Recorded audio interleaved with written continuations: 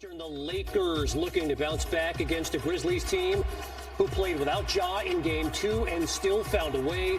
Morant will be a game-time decision tonight. All 5 starters for the Grizz went for double figures. Xavier Tillman leading the way with 22. Dillon Brooks mixed it up with LeBron.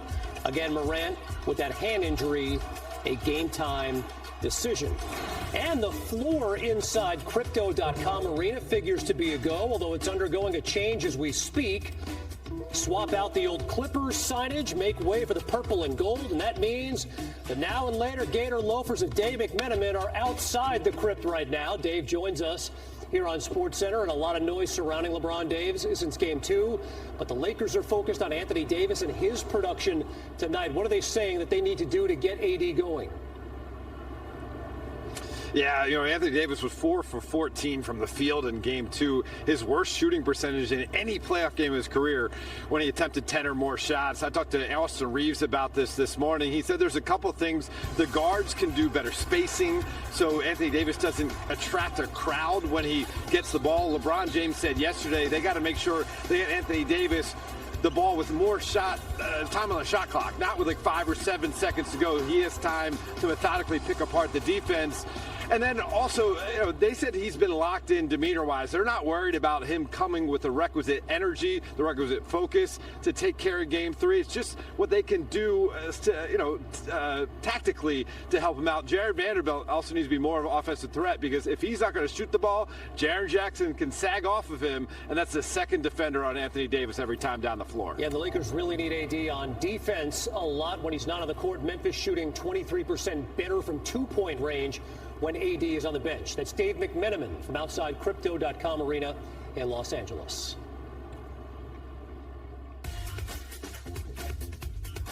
All right, now over to the Grizzlies and Ja Morant out of action Game 2 with that sore right hand. The Grizzlies, well, they still found a way to win by double digits without him. Morant originally hurt it 2 weeks ago in Milwaukee, colliding with Jay Crowder. And, of course, we all know Jay Crowder is such a big, large man. Taylor Jenkins says he's doing much better than 2 days ago. So we now welcome in NBA reporter Tim McMahon on the SportsCenter. Tim, you were at shoot-around this morning, so you saw him in the flesh. How did Ja look? Well, he does have an extensive wrap on his hand. He left the gym with an ice pack on that hand. They're keeping it close to the vest as far as his status tonight, but I can tell you that Ja Morant had a bounce in his step that he hasn't had since Game 1. He was dancing. He was energetic, smiling. He did go through shooting drills, three-point shooting contest after the shoot-around. So certainly, as Taylor Jenkins said, there's been a lot of progress and a lot of encouraging signs for Ja Morant. No matter what, he's probably going to feel the lingering signs of that pain from that right hand for a long time, maybe even after the season. All right, Tim, the elephant in the room, or should I say bear in this case, Dillon Brooks poking the bear, that is LeBron James. What exactly is his strategy? What is he doing?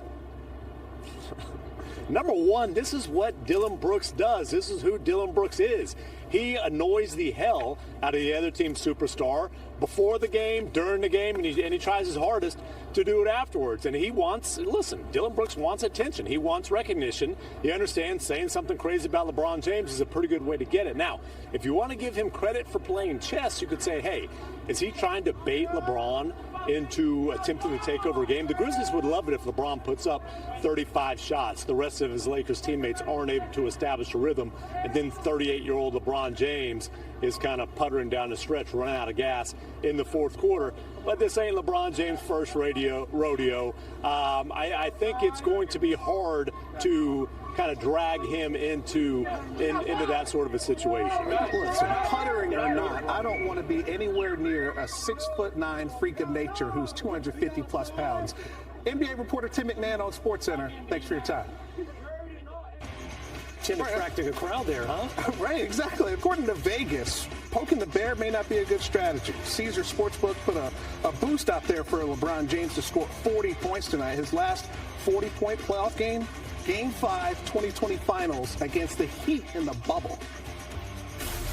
Still to come here on ESPN, we've got the Bucks and Heat about 40 minutes away. We got the NBA Countdown crew in the on-decks. Thank you very much. These are actually the biggest faces in the NBA. Stephen A. Smith, Jalen Rose, Greeny here. Michael Wilbon will join us in a moment. As you mentioned, we will get into the injury situation. That's what we need Woj for, our senior insider extraordinaire, Adrian Wojnarowski.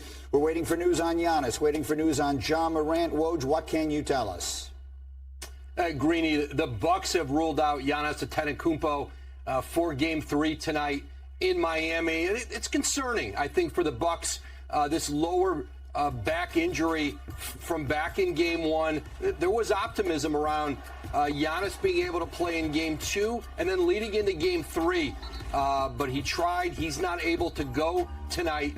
And then in our late game, Ja Morant, I'm told, he's going to warm up in L.A. ahead of Game 3 against the Lakers. See if he can give it a go with that right hand wrist injury. Certainly an important game for the Grizzlies here with the series tied 1-1. And then another star who was absent earlier today, Greeny, Joel Embiid. Now the Sixers clinched their series against the Nets without him earlier today. But that right knee sprain that we reported on last night, they'll know more about it in the next few days about whether they can get Embiid back for a potential Game 1 in the second round. The soonest that the Sixers could play would be a week from today, Saturday, potentially against the Boston Celtics if they can close out Atlanta. I'm told that that injury is not expected to keep him out much more than a week if it does knock him out of a potential Game 1. But they'll know more as this week goes on with that right knee sprain with Joel Embiid. A massive series potentially against the Celtics. And the Sixers need I think the presumptive MVP this season.